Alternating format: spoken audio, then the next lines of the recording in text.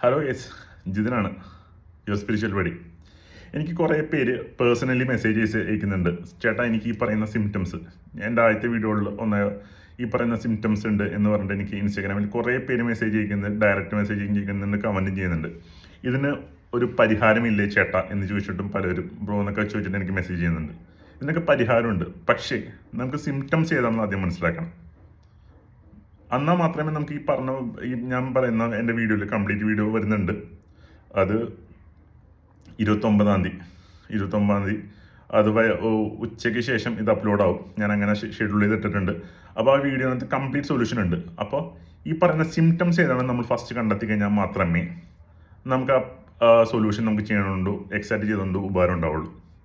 അതായത് ഇപ്പോൾ നിങ്ങൾ ഞാൻ പറഞ്ഞായിരുന്നു, ഈ നമ്മുടെ പേഴ്സണൽ ലൈഫിൽ നടക്കുന്ന കാര്യങ്ങൾ നല്ലതായാലും പൊട്ടയായാലും അത് നമ്മൾ അറിഞ്ഞാൽ മതി. എന്തെങ്കിലും ഒരു നല്ല കാര്യം നടക്കണമെങ്കിൽ എല്ലാം കഴിഞ്ഞതിന് ശേഷം മാത്രം അറിയിക്കാൻ ശ്രമിക്കുക. അല്ലെങ്കിൽ അറിയിക്കാണ്ടിരിക്കണമെങ്കിൽ ഏറ്റവും ബെറ്റർ.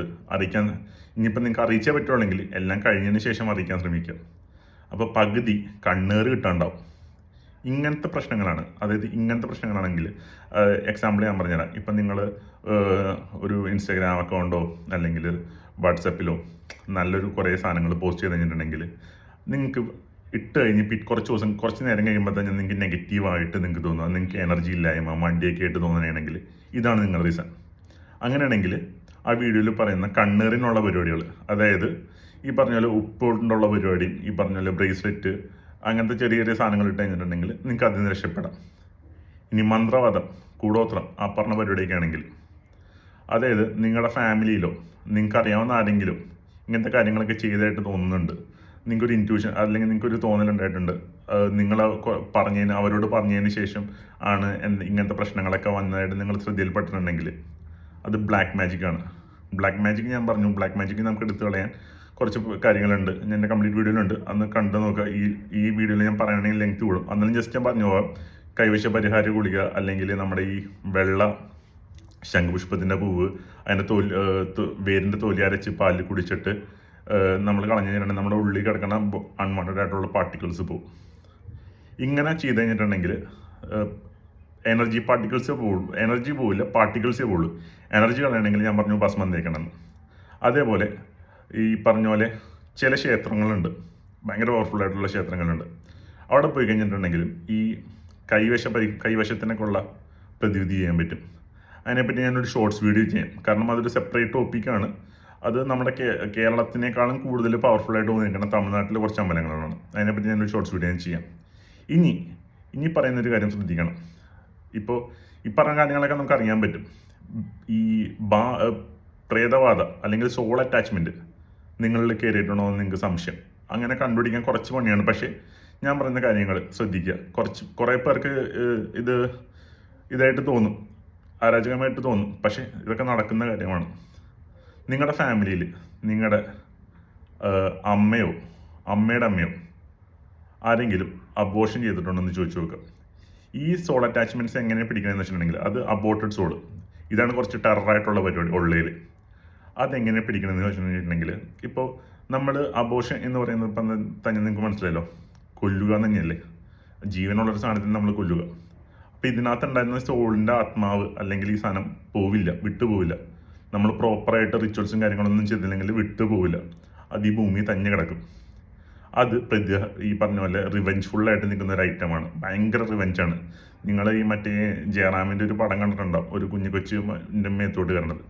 അത് നമ്മളിപ്പോൾ കല്യാണമൊക്കെ കഴിച്ചിട്ട് ഫസ്റ്റ് നാളിൽ നമുക്ക് കുറച്ച് നാൾ കഴിയുമ്പോൾ തന്നെ നമുക്കൊരു പ്രഗ്നൻസി ആയി. പക്ഷേ ഈ പറഞ്ഞ പോലെ അവർ പറയും വേണ്ട, നമുക്കിപ്പോൾ അതിനെ നോക്കാൻ ടൈമില്ല, നമുക്കിതിനെ ഇത് ചെയ്യാം, വേണ്ട എന്ന രീതിയിൽ പറഞ്ഞു കഴിഞ്ഞിട്ടുണ്ടെങ്കിൽ നിങ്ങൾക്ക് ഇതിന് ശേഷം അബോർട്ട് ചെയ്തതിന് ശേഷം വരുന്ന ഫസ്റ്റ് കുട്ടിക്ക് ഈ പറയുന്ന പോലത്തെ സിംറ്റംസ്, അതായത് ഈ കുഞ്ഞിപ്പിള്ളേർക്ക് സിംറ്റംസ് എന്നൊക്കെ പറഞ്ഞു കഴിഞ്ഞിട്ടുണ്ടെങ്കിൽ ഭയങ്കര പിടിവാശിയായിരിക്കുള്ളൂ. എന്ന് വെച്ചിട്ടുണ്ടെങ്കിൽ അച്ഛനമ്മേനെയൊക്കെ കയറി അനാവശ്യത്തിന് വഴക്ക് പറയുക, അതും നമ്മൾ കണ്ണ് തള്ളാവുന്ന രീതിയിൽ വഴക്ക് പറയുക. ഈ സ്പിരിച്വലി പോകാൻ പറ്റുന്ന കുറേ സ്ഥലങ്ങളൊക്കെ ഉണ്ടാവില്ല. നമ്മൾ അമ്പലത്തിൽ പോകാനൊക്കെ വിളിച്ച് ഇവർ ഭയങ്കരമായിട്ട് മടി കാണിക്കുക. ആരെങ്കിലും സ്പിരിച്വലി പോസിറ്റീവ് ആയിട്ടുള്ളവരൊക്കെ വന്നു കഴിഞ്ഞിട്ടുണ്ടെങ്കിൽ ഇവർ ഭയങ്കരമായിട്ടൊരു വിഗ്രസ് ആയിട്ടുള്ളൊരു സ്വഭാവം കാണിക്കും. ഭയങ്കരമായിട്ട് ഒച്ചപ്പാടുള്ള ഒരു സ്വഭാവം കാണിക്കും. അതാണെങ്കിൽ അബോർട്ടഡ് സോണാണ്. ഇനിയിപ്പോൾ രണ്ടാമത്തെ കുട്ടിയാണെന്നുണ്ടെങ്കിൽ ഇൻ ബിറ്റ്വീൻ വന്നെങ്കിൽ ഇതേപോലെ പ്രശ്നങ്ങൾ വരും.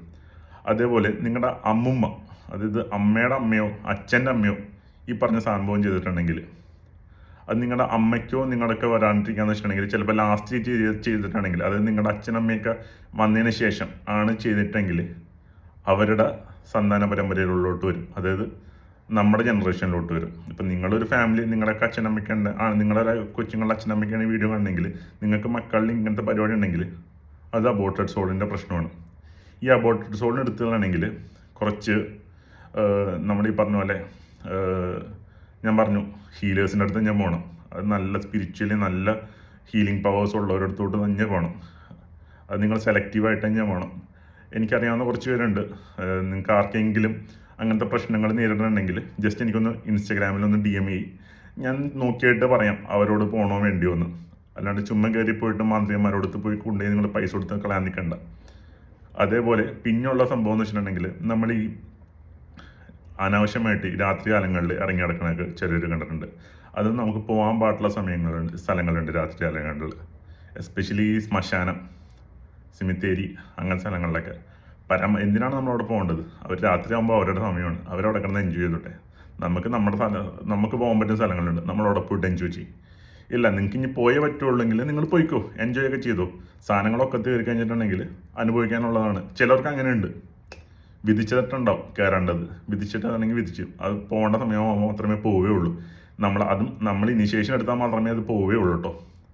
അങ്ങനെ ഉണ്ടെങ്കിൽ നിങ്ങൾ പോയി ചെയ്തോ. പക്ഷേ ഇങ്ങനത്തെ കാര്യങ്ങൾ വിശ്വസിക്കുന്നവർ പരമാവധി പോകാണ്ടിരിക്കാൻ ശ്രമിക്കുക.